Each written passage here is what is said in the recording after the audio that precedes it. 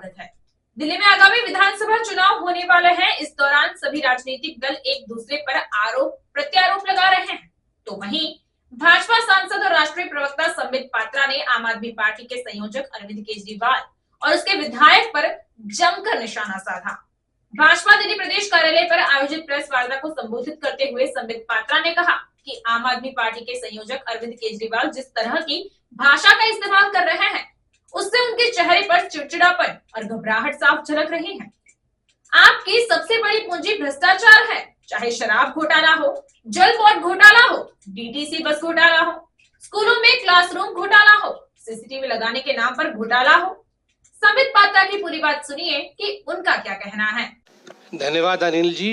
मंच पर मौजूद राष्ट्रीय प्रवक्ता आदरणीय प्रदीप जी और यहाँ आज सभागार में मौजूद मेरे सभी मित्र मंडली, जो मैं कहूँगा हम भी प्रवक्ता है, आपके साथ इतने वर्षों से रूबरू होते रहे हैं। आप सभी को बहुत बहुत आभार एवं धन्यवाद।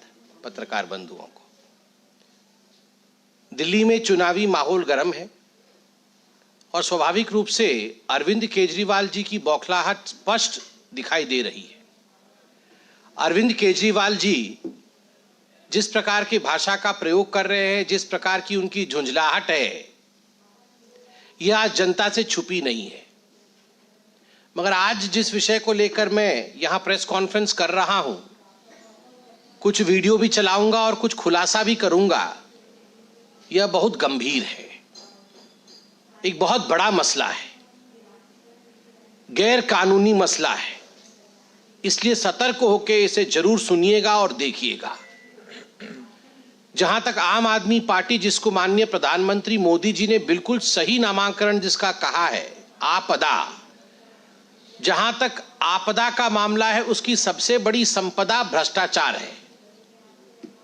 आपदा की सबसे बड़ी संपदा भ्रष्टाचार है। चाहे वो शराब नीति, एक्साइज पॉलिसी को लेकर जो भारतवर्ष का सबसे बड़ा भ्रष्टाचार किया हो, चाहे दिल्ली जल बोर्ड को लेकर लगभग 29,000 करोड़ का भ्रष्टाचार किया हो, और चाहे डीटीसी बसेस को लेकर घोटाला किया हो, या फिर चाहे स्कूल में स्मार्ट क्लासरूम के निर्माण के नाम पर करोड़ों का घोटाला और कैमरे लगाने के नाम पर करोड़ों का घोटाला किया हो, इन सब घोटालों का पर्यायवाची है आम आदमी पार्टी आपदा। जमीन हड़पना और अपने नाम पर मासूमों को जमीन को ले लेना, यह भी आम आदमी पार्टी के बड़े नेताओं का कारोबार रहा है। अब अरविंद केजरीवाल जी 50,000 गज की कोठी में रहते हैं, शीश महल में रहते हैं, तो उनके जो एमएलए हैं वो भी कहां पीछे हटने वाले हैं। उन्होंने भी ठान लिया है कि हम भी जमीन हड़पेंगे और अपने लिए इसी प्रकार का महल बनाएंगे। और आज मैं खुलासा करने वाला हूं, आम आदमी पार्टी के एक कैंडिडेट, उनके विधायक जो रहे हैं, सोमनाथ भारती जी के काले कारनामों का, जो कि एक तरह से रिकॉर्डिंग में आ गया है, एक स्टिंग ऑपरेशन भी हुआ है। उस स्टिंग ऑपरेशन को हम आपको दिखाएंगे, उसके स्क्रिप्ट को भी आपके समक्ष रखेंगे। मसला ऐसा है कि जैतपुर नामक एक स्थान है, जैतपुर में एक जमीन की टुकड़ी को लेकर विवाद हुआ था और एक एफआईआर भी हुआ था 10 नवंबर 2023 में। और मामला यह था कि जमीन जिसकी है उससे जमीन हड़प ली गई थी, और जो हड़पने वाला पार्टी था, जिसने हड़पी थी जमीन, वह व्यक्ति आम आदमी पार्टी के विधायक सोमनाथ भारती का नजदीकी था, करीबी था, एक तरह से उसका प्रॉक्सी था। सोमनाथ भारती विधायक, उनके मित्र ने एक बहुत बड़ी जमीन हड़प ली। अब सोमनाथ भारती जी वकील भी हैं, किस प्रकार से अपने ही बोले हुए प्रॉक्सी द्वारा जो जमीन हड़पा गया है, कैसी उसकी रक्षा की जाए, इसके लिए वो तत्पर थे। अब जिसकी जमीन हड़प ली गई वो चुप तो नहीं बैठेगा, उसने एफआईआर कराया। ये एफआईआर की प्रति भी मैं आपके पास लेकर आया हूं। ये एफआईआर की प्रति है और उस एफआईआर की प्रति में पूरी तरह से जमीन किसकी है, किसके नाम पर जमीन रजिस्टर्ड है, ये सारे कागजात आप देख सकते हैं ये एफआईआर की प्रति में। इस एफआईआर की प्रति में एक सीजर मेमो होता है, चार्जशीट होती है, एफआईआर के बाद चार्जशीट करती है पुलिस, और एक सीजर मेमो कि क्या क्या हमें स्थान पर मिला है, क्या क्या गड़बड़ियां हुई हैं, यह सब पुलिस लिखती है और इसका एक रिकॉर्ड रखती है। और आज जो स्टिंग ऑपरेशन मैं आपको दिखाने वाला हूं, उस स्टिंग ऑपरेशन में आपको देख के हैरानी होगी कि सोमनाथ भारती जो विधायक है उस इलाके के, वो बेजा फायदा उठाने की कोशिश कर रहे हैं, नाजायज फायदा उठाने की कोशिश कर रहे हैं अपने विधायक होने का। और जो इन्वेस्टिगेटिंग ऑफिसर जांच अधिकारी है, उस जांच अधिकारी को हिदायत दे रहे हैं कि तुम चार्जशीट दाखिल होने से पहले जो सीजर मेमो है उसको फाड़ दो। तो ऑफिसर बोलता है ये तो ठीक नहीं होगा, मैं कैसे फाड़ दूं? ना मैं बोल रहा हूं तुम फाड़ दो।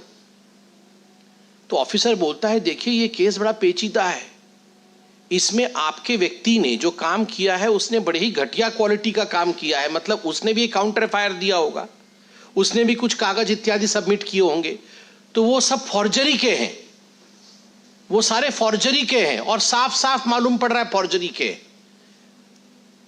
तो अरविंद केजरीवाल जी के मित्र सोमनाथ भारती कह रहे हैं तुम इतना लॉजिक क्यों लगा, आप तो लॉजिक में जा रहे हो। तो पुलिस अधिकारी कहता है अरे लॉजिक से ही तो काम करूंगा, अब लॉजिक को तो छोड़ नहीं सकता हूं। तो पुनः ये कहते हैं तुम वो लॉजिक भी छोड़ो, मेरे कहने पर काम करो, एक काम करो फीस लो और बात को भूल जाओ। आप सोचिए एक विधायक ये कह रहा है जांच अधिकारी से कि तुम रिश्वत लो और बात को भूल जाओ, उसे दबा दो, और ये पब्लिक डोमेन में या पब्लिक अकाउंट में नहीं आनी चाहिए ये कागज। तो जो जांच अधिकारी है वो कहता है कि देखिए अगर मैं चार्जशीट फाइल करता हूं और ये सारी चीजें फाइल हो जाती हैं तो ये तो पब्लिक डोमेन में आ जाएगा। तो कुछ समय के लिए सकपका जाते हैं सोमनाथ भारती और कहते हैं ये पब्लिक डोमेन में आए उससे पहले एक काम करो, आप मेरे व्यक्ति को मेरे पास लेके आ जाओ। तो जांच अधिकारी कहता है कि वो आपका जो मित्र है वो तो मुझे धमका रहा है कि अपनी आयोगिरी की तरह करो, ज्यादा सियाना मत बनो, तुम आयोग की तरह बिहेव करो।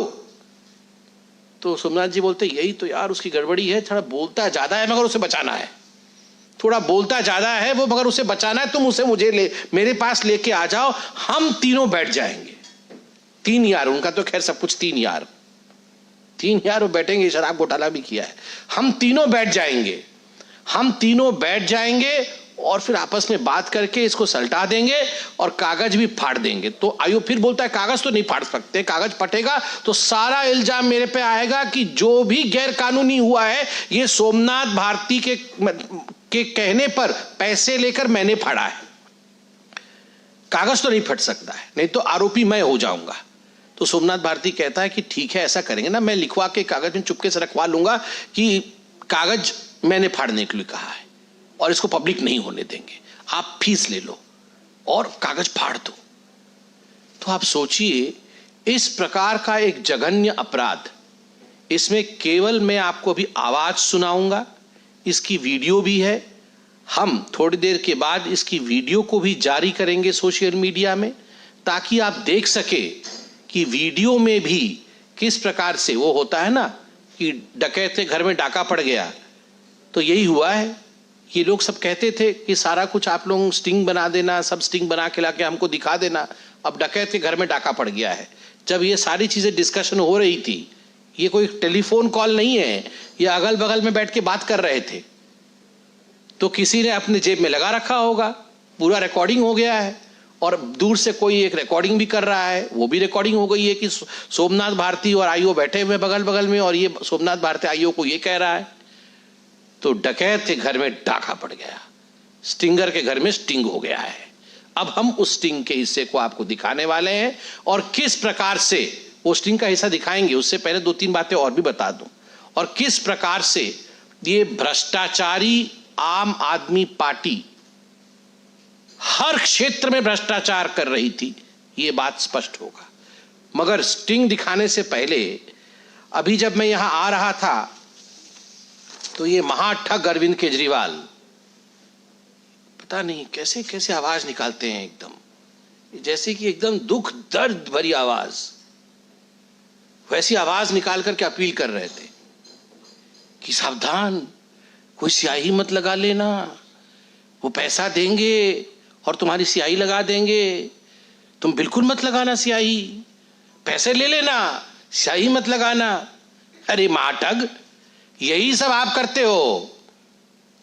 ये स्याही लगाने का काम, नकली तरीके से वोट बनाना, किस प्रकार से डबल वोटिंग करा देना, किस प्रकार से भ्रष्टाचार करा, किस डिपार्टमेंट को छोड़ा है भैया तुमने? हर डिपार्टमेंट में तुमने भ्रष्टाचार किया है, हर डिपार्टमेंट में, और इलेक्शनरिंग में भी पैसा, घपला, शराब, सब कुछ आपने किया है। उल्टा चोर कोतवाल को डांटे, बोल रहे हो पैसा ले लेना, इंक मत लगाना। अरे इंक लगाएगी जनता, जनता इस बार चेहरे पर कालिख लगाएगी, याद रखना। घोटालेबाजों के चेहरे पर कालिख लगेगा। और नंबर 2, जुग्गी वालों को बड़ी ही मतलब पता नहीं कहां से खुद शीश महल में रहकर ऐसी एक्टिंग जैसे कि जुग्गी में रहते हैं। वो शीश महल की फोटो अगर किसी जुग्गी वाले ने, मेरे भाई ने देख लिया तो कोई जन्म में वो वोट नहीं करने वाला अरविंद केजरीवाल को। वो पूरी वीडियो तो मैं भी देख नहीं पाया, वो 10 मिनट की वीडियो थी, मैं भी देख देख के आंख फटा रह गया। मतलब हर सीढ़ी के नीचे सोफा, सोफा के नीचे सीढ़ी, सीढ़ी के ऊपर फिर सोफा, मतलब सोना, मिनी बार, क्या क्या है भगवान जाने। फिर वो जुग्गी वालों का अपना बन के एकदम पेट के अंदर से आवाज निकाल के अपील कर रहे हैं कि हमारी सरकार नहीं बन रही, वैसे भी उनकी सरकार, हमारी सरकार नहीं बनी तो जुग्गी हट जाएगा। 20 राज्यों में सरकार है भारतीय जनता पार्टी की, 20 राज्यों में। कोई एक राज्य कह दे कि कहीं से भारतीय जनता पार्टी ने जुग्गी वालों को हटा दिया हो। प्रधानमंत्री नरेंद्र मोदी जानते हैं जुग्गी में रहने का दुख क्या होता है। बिजली देना, पानी देना घर घर नल के माध्यम से, गैस सिलेंडर देना, जुग्गी में रह रहे हर मां के अकाउंट में 2500 रुपए भेजना। जुग्गी जहां, नरेंद्र मोदी वहां। जहां जुग्गी खड़ी है, जहां गरीब खड़ा है, वही नरेंद्र मोदी खड़े हैं। हम डट के बोल रहे हैं, जुग्गी वालों डरना मत। किसी के हाथ में दम नहीं जो आपके जुग्गियों को छुएगा। आपके साथ मां लक्ष्मी खड़ी होंगी। जैसे नरेंद्र मोदी जी ने परसों कहा था कि मां लक्ष्मी का आशीर्वाद गरीबों को एवं मध्यम वर्ग को मिलेगा, और कल करके दिखाया। हम सब टैक्स के नेट से कल बाहर निकल गए। लगभग 87% भारतीय अब टैक्स नहीं देंगे। आप चिंता करके देखिए, इतना बड़ा विषय नरेंद्र मोदी जी ने कर दिया है। मां लक्ष्मी जुग्गी वालों के साथ खड़ी थी और खड़ी रहेंगी। हमेशा मां गरीबों की मदद करती है, और नरेंद्र मोदी जी ने कहा है इसलिए केजरीवाल जी आप हार रहे हैं। मैं आंखों से आंख मिला करके नई दिल्ली की सीट का नजारा देखते हुए आपको कह रहा हूं, आप हार रहे हैं। और ये हार की झुंझलाहट है जो आप इस प्रकार गाली भी दे रहे हैं। अभी मैं देख रहा था, वो हमारे माननीय गृह मंत्री जी को पागल बता रहे थे। कैसे कैसे शब्दों का प्रयोग आपने कभी सुना हमारे गृह मंत्री जी अरविंद केजरीवाल जी के लिए इस प्रकार के भाषा का प्रयोग करते हुए? ये पागल बता रहे गृह मंत्री। अरे भैया, आर्टिकल 370 हटाने वाला वो पागल है। इस देश में जिस प्रकार से आज गृह मंत्रालय काम कर रहा है, जिस प्रकार से नक्सलवाद समाप्त हो रहा है, आज कहीं नक्सलियों का आतंक नहीं है, वो पागल है। सर्जिकल स्ट्राइक करने वाले देश का प्रधानमंत्री और गृह मंत्री बहुत ताकतवर लोग होते हैं। सम्मानित लोग होते हैं और जो लोग उन्हें पागल कहते हैं, कहीं ना कहीं हार का खौफ और डर उन्हें सता रहा है। अब मैं रिक्वेस्ट करूंगा कि सोमनाथ भारती का वो जो स्टिंग ऑपरेशन था वो दिखा दिया जाए। और याद रखिए, आवाज सोमनाथ भारती की है मगर काम केजरीवाल का है।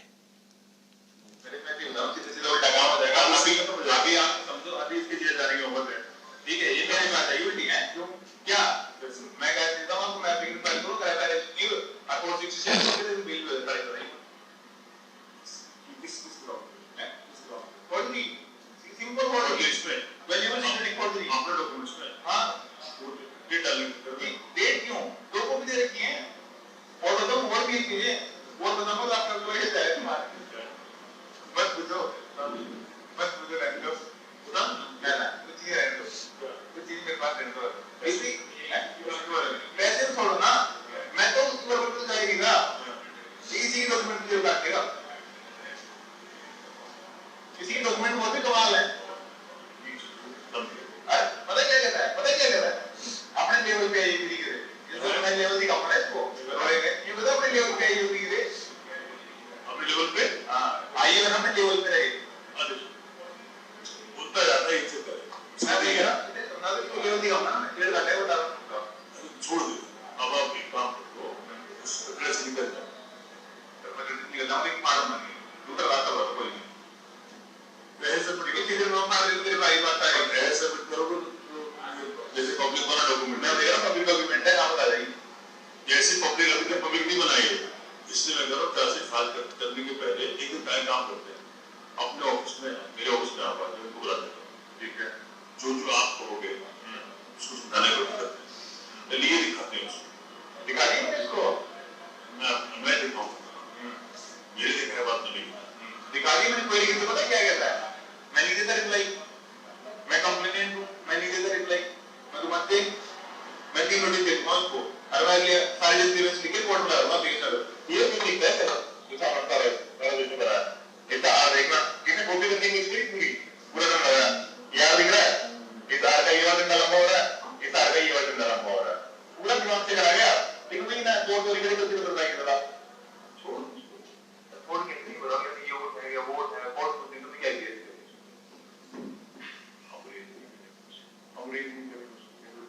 आप एक नोटिस लेके दिया भाई सब चलो ये मानते हैं तो ये मानते नहीं बट वो अभी जिस पर हम लोग सामने पेपर बनाए उसके पर को तो दिखा रहा था, अरे ये मैं कहती थी तो इसको उसकी रिमूव काट सकती है, ये कॉपी क्यों नहीं बदल सकती, इस बात क्या करती है सर मैं जो भी करते जाऊंगा बिल्कुल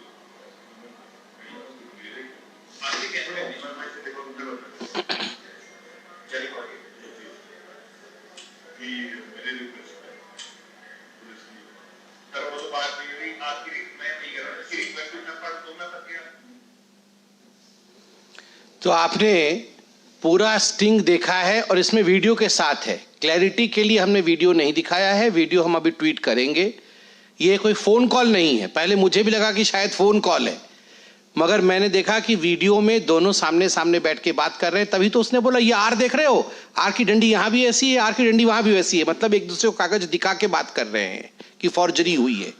आप सोचिए, यहां बोल रहे हैं सोमनाथ जी की फीस लो, फीस मतलब घूस लो, फीस लो और रफा दफा करो, जाने दो, और बार बार एक शब्द आपने सुना, छोड़ दो छोड़ दो छोड़ दो, उसको छोड़ दो, कागज फाड़ दो, उसे छोड़ दो। तुम मत समझाओ, तुम्हारे समझाने से नहीं होगा, मैं समझा दूंगा कि वो कागज बदल देगा, आओ उसको मेरे पास लेकर आओ, मैं समझाता हूं उसको। और तुम तो लॉजिकल हो रहे हो, लॉजिकल मत हो, ऐसे लॉजिक से काम नहीं चलता है, लेन देन से काम चलता है। आप सोचिए, आवाज करुणा की निकालते हैं और काम ऐसे दानवों वाली करते हैं। यही है अरविंद केजरीवाल की असलियत। कोई अगर आवाज पे फिसल जाए तो आप सोचिए, और असली काम देखिए। तो अरविंद केजरीवाल जी, ये है आपके पूर्व मंत्री, और ये इनके पूर्व कानून मंत्री थे, ये इनके पूर्व मंत्री और वर्तमान के विधायक, इस बार के हारने वाले विधायक की कारगुजारी आप देखिए। जवाब तो केजरीवाल जी को देना होगा, इंतजार में है। धन्यवाद। कोई प्रश्न हो तो अवश्य पूछिए। मैं निवेदन करूंगा, किसी का कोई प्रश्न है तो पूछें। सबसे पहला सवाल मेरा ये है कि पिछली कई कॉन्फ्रेंस मैंने देखी है अरविंद केजरीवाल की पहले के लगातार कॉन्फ्रेंस हम देख रहे हैं और एक सवाल भंडारी जी आपसे है, आप पत्रकार रह चुके हैं, ये जो मामला आपने उजागर करा है ये कहीं ना कहीं सरकारी मशीनरी से छेड़छाड़ प्रेशर डालना ये कहीं ना कहीं गैर कानूनी है, तो क्या इसको लेकर आप आगे बढ़ेंगे, पुलिस के पास जाएंगे, एफआईआर कराएंगे, कुछ और करेंगे?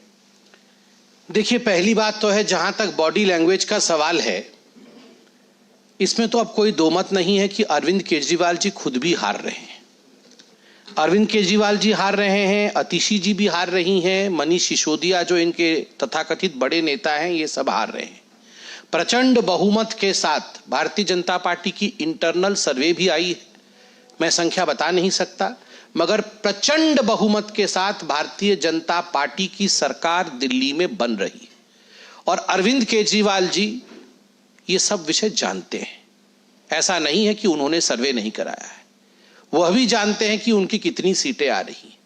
तो उनकी बॉडी लैंग्वेज, उनके भाषा, इस सब के ऊपर, उनकी मानसिक स्थिति, इस सब के ऊपर उनका असर पड़ रहा है और कहीं ना कहीं वो बौखलाए हुए हैं। जहां तक इसका अंजाम क्या होगा, जो हमने अभी खुलासा किया है, स्वाभाविक रूप से ऐसे ही नहीं छोड़ा जाएगा।